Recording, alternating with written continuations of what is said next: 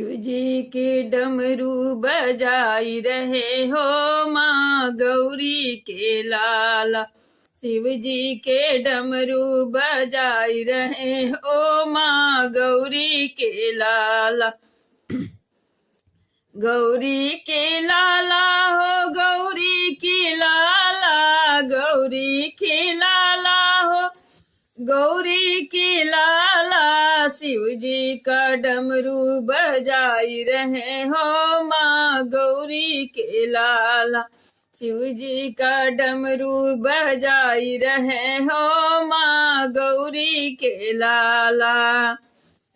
डमरू की धुन पर ब्रह्मा जी झूमे, डमरू की धुन पर ब्रह्मा जी झूमे, ब्रह्मा जी झूमे और विष्णु जी झूमे, ब्रह्मा जी झूमे और विष्णु जी झूमे। शंकर जी देख मुस्कुराई रहे हो माँ गौरी के लाला। शंकर जी देख मुस्कुराई रहे हो माँ गौरी के लाला। शिव जी का डमरू बजाई रहे हो माँ गौरी के लाला। शिव जी का डमरू बजाई रहे हो माँ गौरी के लाला। गौरी के लाला, हाँ गौरी के लाला, गौरी के लाला, हाँ गौरी के लाला। शिव जी का डमरू बजाई रहे हो माँ गौरी के लाला। शिव जी का डमरू बजाई रहे हो माँ गौरी के लाला। डमरू के धुन पर चंदा भी झूमे, डमरू के धुन पर चंदा भी झूमे, चंदा भी झूमे और सूरज भी झूमे, चंदा भी झूमे और सूरज भी झूमे। तारों को दिन में जगाई गए हो माँ गौरी के लाला। तारों को दिन में जगाई गए हो माँ गौरी के लाला। शिव जी का डमरू बजाई रहे हो माँ गौरी के लाला। शिव जी का डमरू बजाई रहे हो माँ गौरी के लाला।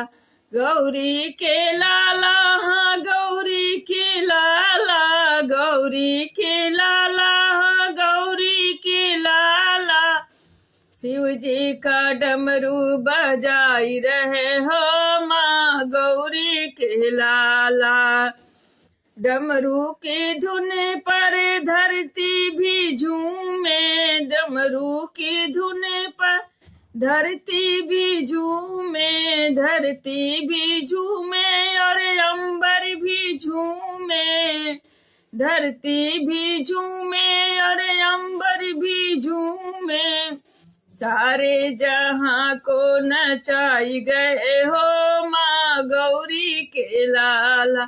सारे जहां को नचाई गए हो माँ गौरी के लाला।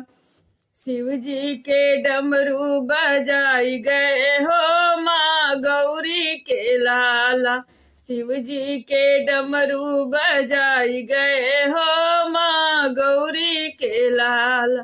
गौरी के लाला, हाँ गौरी के लाला, गौरी के लाला, हाँ गौरी के लाला। शिव जी के डमरू बजाई गए हो माँ गौरी के लाला।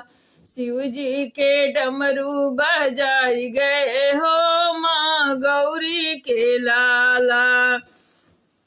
डमरू की धुन पर नंदी भी झूमे, डमरू की धुन पर नंदी भी झूमे, नंदी भी झूमे, हाँ भृंगी भी झूमे, नंदी भी झूमे, हाँ भृंगी भी झूमे। मूषक को मोदक खिलाई गए हो माँ गौरी के लाला। मूषक को मोदक खिलाई गए हो माँ गौरी के लाला। मूषक को मोदक खिलाई गए हो माँ गौरी के लाला। शिव जी का डमरू बजाई गए हो माँ गौरी के लाला। शिव जी का डमरू बजाई गए हो माँ गौरी के लाला।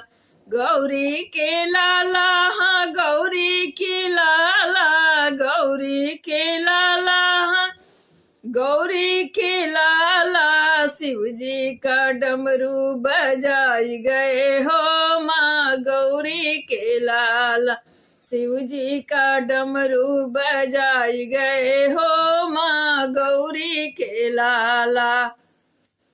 आप लोग मेरा गीत सुन के भजन लाइक शेयर और सब्सक्राइब कीजिएगा और कमेंट में भी बताइएगा कि आप लोगों को ये गणेश जी का भजन कैसा लगा। और प्रणाम।